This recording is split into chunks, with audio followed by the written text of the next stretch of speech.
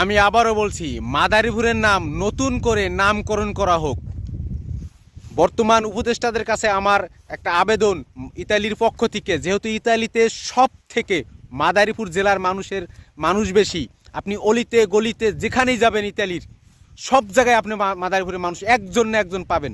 তো সেজন্য আমি জোর দাবি জানাইতেছি, ইতালিতে থাইকা, ইতালি একজন প্রবাসী হইয়া, মাদারীপুরের মানুষ হইয়া, আমি একজন মাদারীপুরের নাগরিক হইয়া, পুরো বাংলাদেশেই নাগরিক, তারপরও যেহেতু আমি মাদারীপুর জেলায় জন্ম আমার, হ্যাঁ, তো আমি মাদারীপুর জেলার সন্তান হইয়া আমি উপদেষ্টাদের কাছে হাত জোর করে জোর দাবি জানাইতেছি যে মাদারীপুরে যেহেতু আপনার সব থেকে ইতালির মানুষ বেশি, ইতালিতে মানুষ বেশি মাদারীপুর জেলার, সেজন্য মাদারীপুর জেলার নাম পরিবর্তন করে, আমি আবার বলছি, মাদারীপুর জেলার নাম পরিবর্তন বলতে এখানে শুধু একটু অ্যাড করবেন।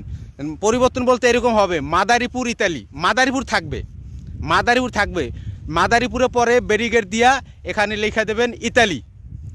আমি একজন সচেতন মাদারীপুরের নাগরিক হইয়া, মাদারীপুরের ছেলে হইয়া, আমি চাই মাদারীপুরের প্রবাসীদের পক্ষ থেকে উপদেষ্টাদের কাছে আমার আবেদন যে মাদারীপুর ইতালি নামে জেলা করা হোক।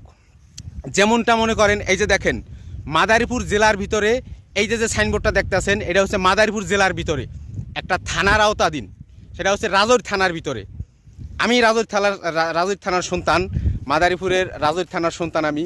দেখেন এখানে একটা গ্রামের নাম হয়েছিল আপনার হাসানকান্দি। এই গ্রামের নাম কিন্তু হাসানকান্দি, মাদারীপুরের ভিতরে হাসানকান্দি। এখানে ইতালির মোড় লেখা আছে, কারণ কি জানেন, সব থেকে আরও 20-30 বছর আগের থেকে ইতালির মানুষ সব থেকে বেশি থাকে। এই জন্য এই গ্রামের নাম পরিবর্তন করে রাখা হয়েছে হাসানকান্দি ইতালির মোড়। ঠিক এই একইভাবে এখানে লেখা থাকবে মাদারীপুরের এখানে যে মাদারীপুর ইতালি, এইভাবে লেখা থাকবে। এই দেখেন হাসানকান্দির নাম এখানে, হাসানকান্দির পাশে ইতালির মোড় লেখা আছে। এতে কি হাসানকান্দির মান সম্মান চলে গেছে নাকি মান সম্মান বাড়ছে? আপনাদের কাছে আমার প্রশ্ন রইল। এতে এখানে যদি মাদারীপুর ইতালি নামে হয়, এখানে মাদারীপুরের আরও সম্মান বাড়বে, ইজ্জত বাড়বে, মাদারীপুরের মানুষের সম্মান বাড়বে। যেমনটা দেখতেছেন এই যে হাসানকান্দি ইতালির মোড় এখানে লেখা আছে।